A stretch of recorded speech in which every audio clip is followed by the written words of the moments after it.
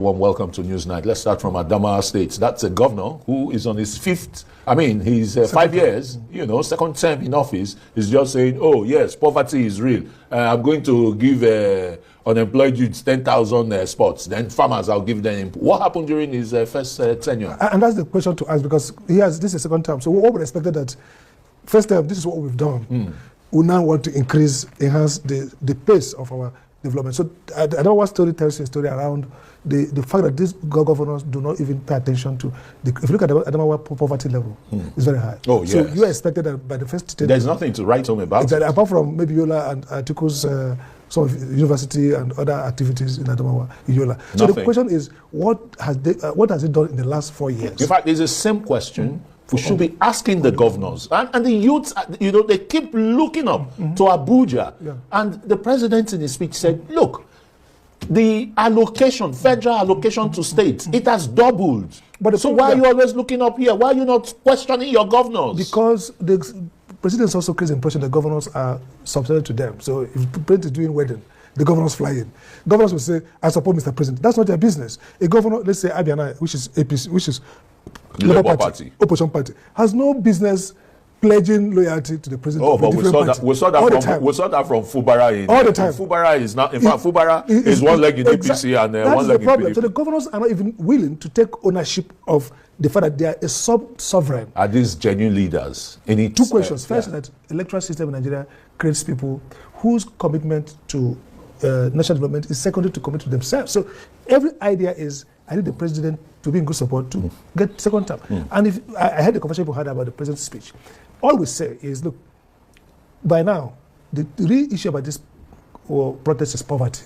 All the women, the children, they were not mobilized by ideology of end bad governance. No, it's the hunger. It's the hunger, and it's real. And so I will be thinking that the governors will sit with the technical team and say, look, this is a population of hungry people, people who have no jobs, unemployed, poor people.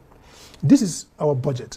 Can we now redirect fund them to those basics that drive well-being? Again, government will not say, state governors, federal government will now say, it's good to say technically, subsidy is good, subsidy is bad, remove it. That makes sense. But when you have an economy where 60% of your population are acutely poor, by the MBS is about 45%, but since then, with devaluation, with inflation, you can say that at least 60% of Nigerians are acutely poor, meaning they can't even afford a meal.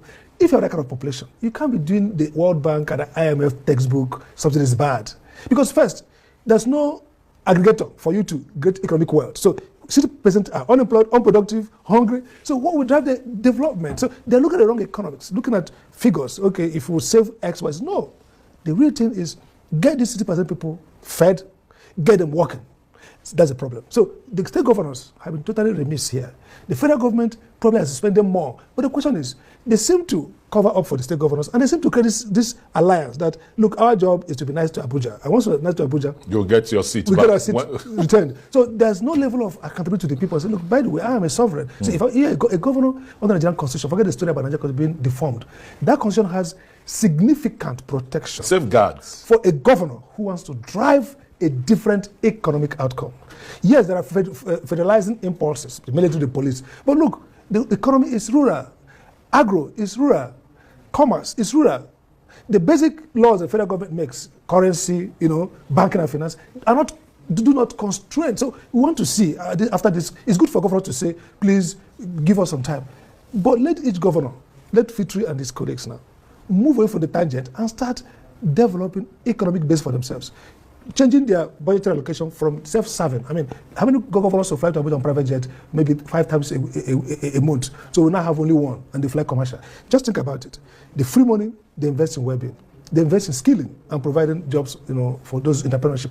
The problem is that they have not realized that, look, this protest is just a slight show of how we can be overrun by a revolution driven by poverty, total destitution, helplessness, not driven by any ideology. I mean, you can have maybe some revolutionaries in France talking about liberal issues or talking about nationalism. You can have some in Middle East, in Arab countries talking about Islamism or whatever. This is a revolution of helplessness, hopelessness. That can just consume the whole country, no future. And then you want to see governors, you want to see presidents, you want to see ministers, everybody say, you know what, shock therapy. We are ready, we are waking to. So for me, the future, the speech Tinubu gave, the management of it is what matters. Are we going to see a new resolve? It's unfortunate they didn't talk about cutting cost of governance, but that's key about where the demand. It's key. It has a symbolic value. People say, "Oh, this is anger." I give an example. My wife told me that some people are protesting, say, "This estate, we're going to go there." There's now what we call mimetic jealousy. It's viral. Yes. People say, "Oh, these rich people, these politicians." So if you don't, you shape optics by being responsible, by investing on the people, and yourself looking more frugal and prudent. We're going to come, people get more angry. So the messaging is not about what Shawara or Deji or any other person says. The messaging is this hopelessness and helplessness. And the real hunger. And so if leaders are not seeing that hunger, and they're still building cars on the air, talking about great plan for micro enterprises and all these industrial policy. Yes. Good. But what will bring it down is that the people are basically hungry. So the import of grains, blah, blah, blah, for 150 days isn't going to assuage the pangs of hunger. And by the way, when you Nigeria. you will see a diversion. Have we dealt with the political economy that diverts? Don't forget, some people call from Port Harcourt. They say they're going to loot. They've seen where palliatives are sourced. So it's not enough to say 150 days of tariff-free imports. It's about, will it get to the people? Are you going to restrain the political economy? And how long would that sustain or wipe out the poor? So I think the end of this crisis is that the government themselves now needs to sit back and say, look, 3 things we do. First, we are at the verge of a revolution. And this is a reckless revolution without ideology. And that's the most dangerous. It's going to be naked violence. 2, they must admit that, look, the people are no longer trusting of their rhetoric. People are basically, there's high, some 7% according to Afrobarometer have no trust in government. That's really high. We saw I think just to round up very quickly, Atedo Peterside captured it. In his statement. Yes. But the question is, it's very succinct, but While the leaders think that the people are weary and cannot come out, they came out, even with the pangs. In fact, I thought that this would not work because you are taking 3 weeks of government managing it, propaganda, dissimulation, mobilization. Oh, God, they tried with its propaganda. Yes, they tried very well. But still, can they use that same propaganda to feed the people? And that's the danger of propaganda and politics. It gives you self-fulfilling prophecy. It gives you a sense of optimism that you're going to solve the problem. We're going to hit it off. The rainmaker, we remove the rain. Is it postponing the evil day? Yeah, that's what's can. But let me tell you the prophecy. If you don't do something, we're going to have perennial protests that are going to be violent. Well, Sigmund Freud said that in his psychoanalysis. You get a point. When you have a problem, you must bring it close, solve it. If you push it away, it keeps recurring. That's the point. Associate Professor of Law, Dr. Sam Amadi, thanks very much for shedding light on the ongoing discourse.